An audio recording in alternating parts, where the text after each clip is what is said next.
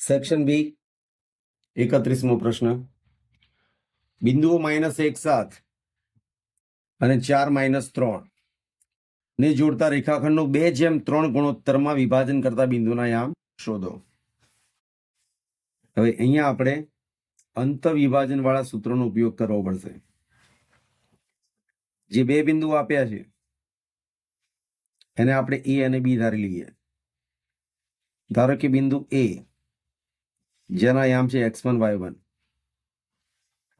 અને રકમમાં જે આપ્યા છે એ પ્રમાણે -1 અને 7. એ જ રીતે બિંદુ બી જેના યામ લઈએ x2 y2 અને એના યામ છે 4 અને -3. આ સિવાય ગુણોત્તર બી આપેલો છે.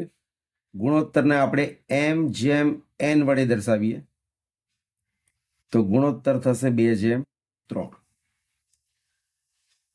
અને વિભાજન કરતા બિંદુને આપણે પી ધારી લઈએ કે ધારો કે આપેલા રેખાખંડનું વિભાજન કરતું બિંદુ P of xy છે, જે આપણે શોધવાનું છે. સૂત્ર આ પ્રમાણે લખીએ. P of xy is equal to mx2 plus nx1 upon m plus n, my2 plus ny1 upon m plus n. અહીંયા સૂત્રમાં x યામ y યામ બંને ભેગા લખ્યા છે. ગણતરીમાં ભૂલ પડે એવું લાગે તો બંને યામ અલગ અલગ પણ શોધી શકાય. ચાલો કિંમતો મૂકીએ.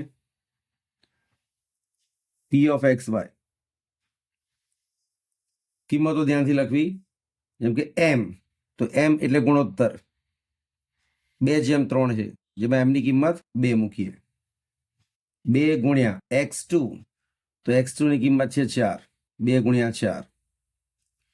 n એટલે 3, x1 ની કિંમત -1 upon m plus n 2 + 3.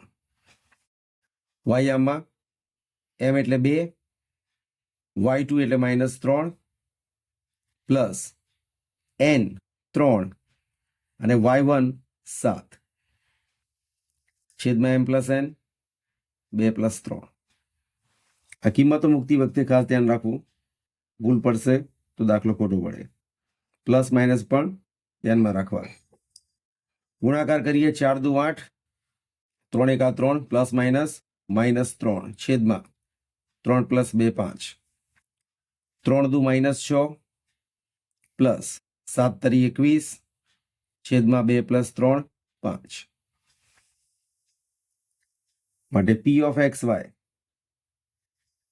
is equal to 8 માંથી 3 ગયા તો 5/5, 21 માંથી 6 ગયા 15/5.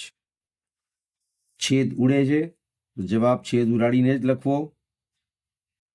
જેમ કે 5/5 એટલે 1, 5 તરી 15 છેદ ઉડાડતા 3.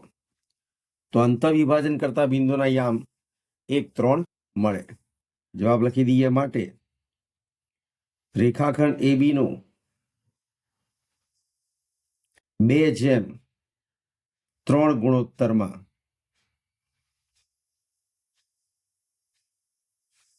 વિભાજન કરતું બિંદુ